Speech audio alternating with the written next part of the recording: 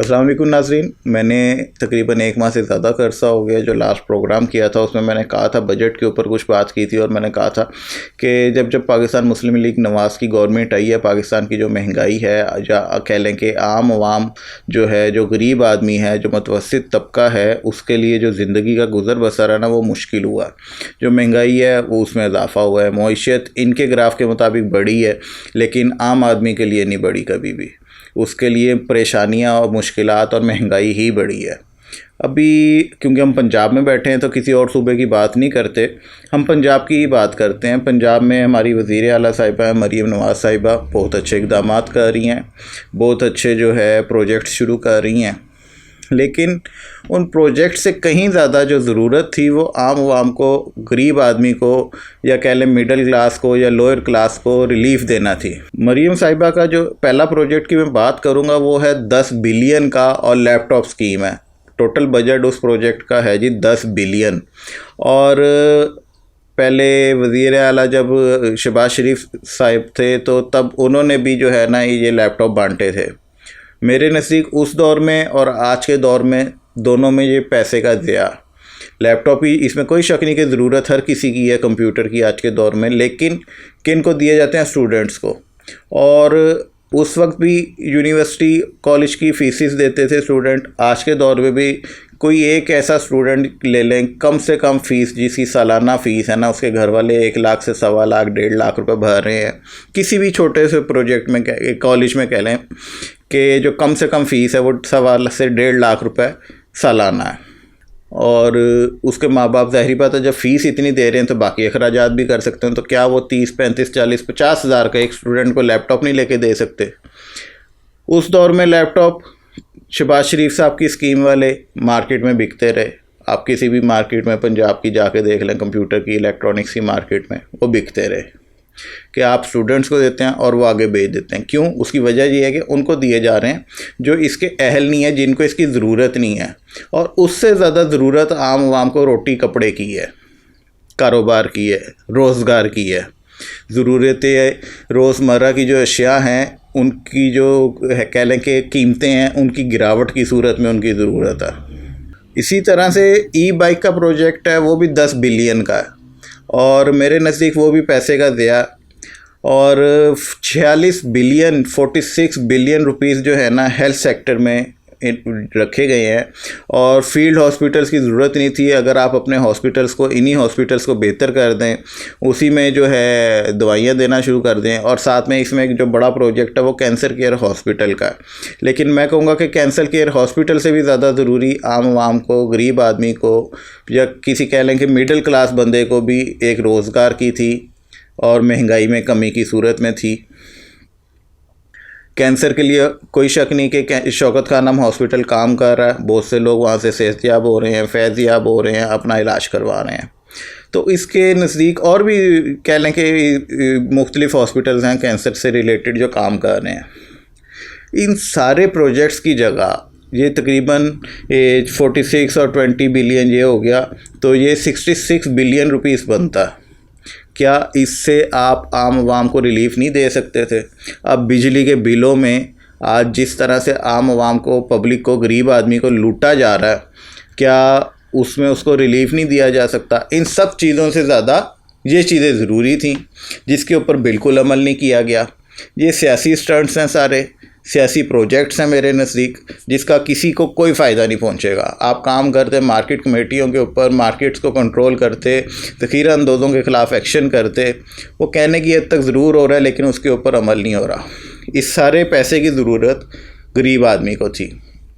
अब बिजली का रेट जो है, कहते हैं कि जी गवर्नमेंट ने जो आम सार्फिन के लिए उसकी एक यूनिट की कीमत रख दी वो 36 रुपये, जबकि हकीकत में वो 36 रुपये नहीं है। आप उसकी कैलकुलेशन करें वो तकरीबन 66 रुपये से ऊपर जाके एक गरीब आदमी को यूनिट पड़ रहा है। और उसमें सोने पे सुहागा बिजली के बिल में FPA लग के आता है और FPA के ऊपर अलहदा से GST डाला हुआ। कोई हद होती है। फिर वो कहते हैं जी कोई शर्म होती है, कोई हया होती है, तो हमारे लीडरों में वो नहीं है। आप IPPs के साथ क्यों नहीं अपने कॉन्ट्रैक्ट कैंसिल कर रहे? क्योंकि उसमें बहुत सारे लोगों को मंथलियाँ जाती हैं, बहुत सारे लोगों को ठेके में हिस्सेदार हैं और आपने सोलर प्रोजेक्ट लॉन्च कर दिया। अरे सोलर प्रोजेक्ट करने की बजाय आप लोगों को सोलर ना दें किस्तों के ऊपर, आप जो है आवाम को महंगाई से रिलीफ दें, आप आवाम को सस्ती बिजली दे दें। यही 60-70 अरब रुपए जो आपने इस प्रोजेक्ट पे लगा रहे हैं, मुख्तलिफ प्रोजेक्ट्स पे, इन लैपटॉप और सिर्फ ई बाइक्स के चलें, हेल्थ को छोड़ दें, आप हेल्थ का प्रोजेक्ट करें, आप बिल्कुल करें। आप ये ई बाइक्स हो गई, लैपटॉप हो गए, सोलर सिस्टम किस्तों पे देना हो गया, इन सारे पैसों को अगर बिजली में के महकमे को दे के सर्फ करके आम आवाम को बिजली सस्ती दे देते तो इसमें क्या हर्ज था।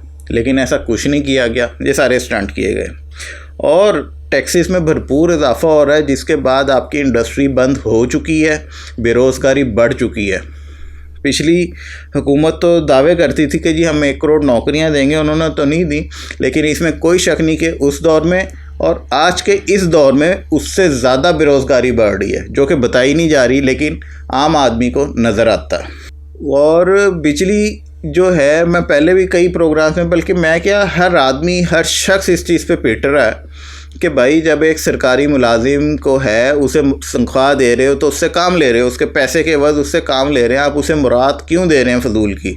और तो और ये बिजली में के महकमे वालों को ख़ासकर बिजली के यूनिट फ्री दिए जाते हैं, बाकी मुराद अलग है। 2.5-3 लाख रुपए कम से कम वो सैलरी ले रहा है और फिर बाकी बिजली फ्री ले रहा है। अभी आप किसी बिजली वाले के घर चले जाएं और जा कर के देखें कि उसके घर में अगर 4 एसी लगे हुए हैं तो चारों एसी नॉन स्टॉप चल रहे हैं। उसका बिल कौन भर रहा है?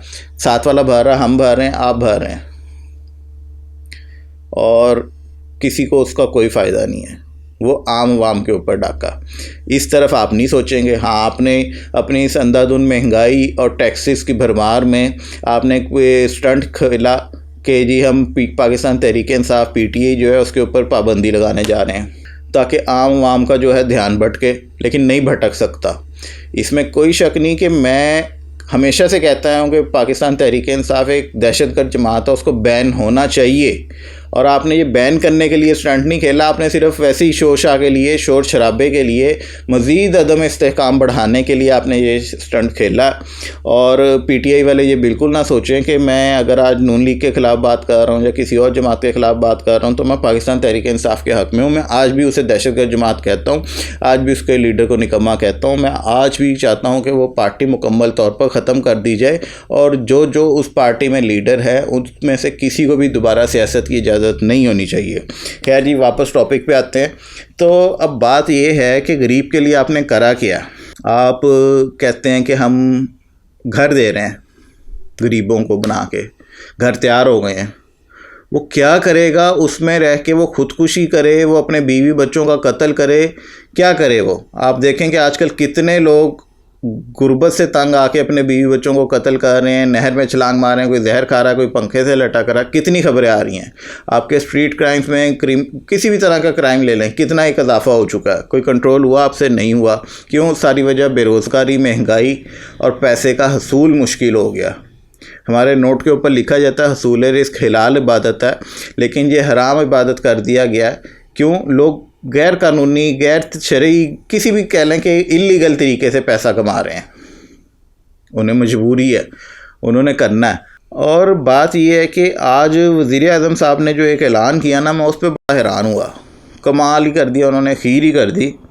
और मैं दाद देता हूँ अपने हर सियासतदान की अकल को।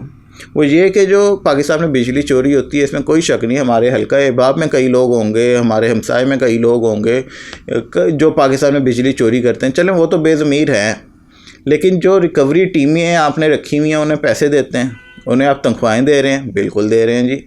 अब उनका काम क्या है कि उन्होंने रिकवरी करके देनी है, तब वो इस नौकरी के अहल हैं, अदरवाइज नौकरी से बर्खास्त हो जाएंगे। सोने पे सुहागा ये है कि आप उन्हें तनख्वाह भी दे रहे हैं, दीगर मुराद भी दे रहे हैं, और उसके ऊपर आपने क्या किया, आपने आज ऐलान कर दिया कि हम जो अफसरान बिजली की रिकवरी करवाएंगे, बिलफर्ज मेरे से चोरी की बिजली की रिकवरी हुई है 1 लाख रुपए, तो उस 1 लाख रुपए में से जो 30% है, यानी कि 30,000 रुपया है, वो उन लोगों को चला जाएगा, उन अफसरान को चला जाएगा, उस टीम को चला जाएगा जिसने वो मेरे से रिकवरी की है। अरे अल्लाह के बंदो, वो तनख्वाह लेके ये काम कर रहे हैं। अगर वो मेरे से या किसी भी चोर से या किसी जो बंदा बिजली चोरी कर रहा है उससे रिकवरी नहीं कर सकते, तो वो कैसे इस नौकरी के अहल हैं? उन्हें तो आप नौकरी से बर्खास्त कर दें। आप उनको मज़ीद रिलीफ दे रहे हैं कि उन्हें तनख्वाह मुराद फ्री बिजली के यूनिट और जो रिकवरी की रकम आ रही है उससे ये लो, ये 30% और ले जाओ। क्या ये कौमी ख़जाने को नुकसान नहीं हो रहा? क्या ये आपकी गलत पॉलिसी नहीं है? बिल्कुल 100% गलत पॉलिसी है। पाकिस्तान मुस्लिम लीग इस वक्त किसी और मार्केट के ऊपर है और आवाम को रिलीफ बिल्कुल नहीं दिया जा रहा। अभी तो महंगाई का तूफ़ान आना है, अभी देखें, अभी शुरुआत हुई है। आप जितना मर्ज़ी कहते रहें जी महंगाई की शरह इतने फ़ीसद होगी, इतने फ़ीसद हो गई, वो नहीं हो रही, वो बढ़ रही है। आप जाके मार्केट में विज़िट करें। जो पहले दौर के खलीफा गुज़र गए ना, जो हुक्मरान गुज़र गए, जो मैले कपड़े पहन के हुलिया बदल के अकेले जाते थे बाज़ार में और मार्केट में जा कर के देखते थे कि क्या कीमतें चल रही हैं, कौन दुकानदार कैसे क्या कर रहा है, उस तरह कभी निकले ना। आप जाते हैं प्रोटोकॉल के साथ, सारा चीज़ें पहले सेट की गई होती हैं कि वज़ीर आला आ रहा है या वज़ीर आज़म आ रहा है, फ़लाँ अफसर आ रहा है, तो वो पहले सब अच्छा है कि रिपोर्ट के साथ ऐसे खड़े हो जाते हैं। तो उससे तो काम नहीं चलेगा, ऐसे काम नहीं चलेगा। आपको काम करना पड़ेगा। इस तरह से आप अपना वोट जो है उससे नहीं बचा सकते। आपका जो प्लान है कि हम ये प्रोजेक्ट्स लगाएंगे इतने बड़े बड़े और मुल्क में अपनी जो वोटर है, जो वोट बैंक है, उसको बहाल करेंगे, ऐसे नहीं होगा। आवाम आपसे और ज़्यादा तंग आ गई है। वो ज़रूर खुश होगा कुछ महीने या कुछ दिनों के लिए, जिसे आपने लैपटॉप दिया होगा, जिसे सोलर सिस्टम किस्तों पे मिल जाएगा, जिसे कह लें कि घर मिल जाएगा, थोड़े दिन के लिए खुश ज़रूर होगा, लेकिन वो आपका वोटर कभी भी नहीं बनेगा। क्यों? जब उसे पता चलेगा दाल का क्या भाव है, आटे का क्या भाव है, सब्ज़ी का क्या भाव है, तब आपको पता चलेगा। और जब वो मजबूर होगा तो वो आपको वोट नहीं देगा, वो किसी और को वोट देगा। तो इस चीज़ के ऊपर आपको सोचने की ज़रूरत है। मेरा काम था आप तक पैगाम देना, आम आवाम का, अपनी आवाज़ पहुंचाना, हर उस आदमी, हर उस पाकिस्तानी की आवाज़ पहुंचाना जो इस वक्त महंगाई से तंग है, जो इस वक्त बिजली के बिलों से परेशान है, गैस के बिलों से परेशान, गैस आती नहीं और गैस के बिल आ जाते हैं। तो आपको इसके ऊपर सोचना पड़ेगा। नहीं सोचेंगे तो आप नुकसान उठाएंगे।